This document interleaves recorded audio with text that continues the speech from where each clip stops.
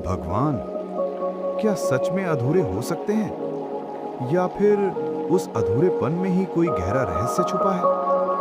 आज की ये कहानी है भगवान जगन्नाथ की, जो हमें सिखाती है कि अधूरा दिखने वाला भी अंदर से पूर्ण हो सकता है। बहुत समय पहले एक महान और भक्तिमान राजा थे, राजा इंद्रद्युम्न। उनके मन में एक ही इच्छा थी, भगवान के साक्षात दर्शन करने की।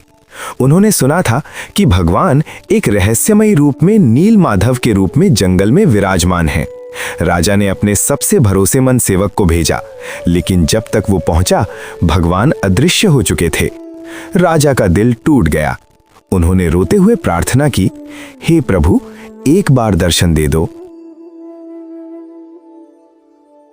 तभी आकाशवाणी हुई, समुद्र के किनारे मेरा मंदिर बनाओ, मैं खुद तुम्हारे पास आऊंगा।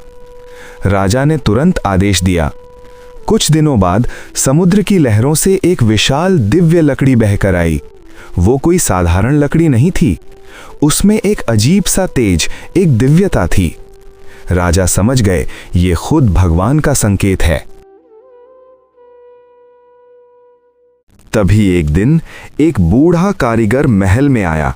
उसकी आंखों में अजीब सी चमक थी। उसने कहा, मैं इन मूर्तियों को बनाऊंगा, लेकिन उसने एक शर्त रखी, जब तक मैं अंदर काम करूं, कोई भी दरवाजा नहीं खोलेगा। राजा मान गए और कारीगर अंदर चला गया। दिन बीतते गए, अंदर से कोई आवाज नहीं, न कोई हलचल। रानी से रहा नहीं गया। उन्हें डर लगा, कहीं कारीगर को कुछ हो ना गया हो। उन्होंने दरवाजा खुलवा दिया।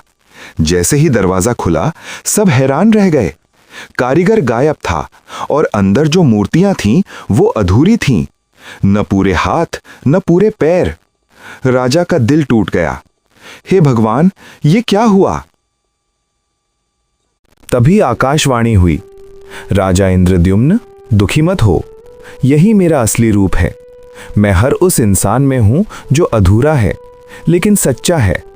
मैं रूप नहीं देखता, मैं भावना देखता हूं। राजा की आंखों से आंसू बहने लगे, लेकिन इस बार वो दुख के नहीं, भक्ति के आंसू थे। और तब से भगवान जगन्नाथ अपने उसी अद्भुत अधूरे रूप में पूजे जाते हैं, अपने भाई बलराम और बहन सुभद्रा के साथ। हर साल पुरी में भव्य रथ यात्रा निकाली जाती है, जहां लाखों भक्त भगवान को अपने हाथों से खींचते हैं। तो अगली बार जब आप खुद को अधूरा महसूस करें, तो याद रखना, भगवान भी उसी रूप में पूजे जाते हैं, क्योंकि भगवान रूप नहीं, भावना देखते हैं। जय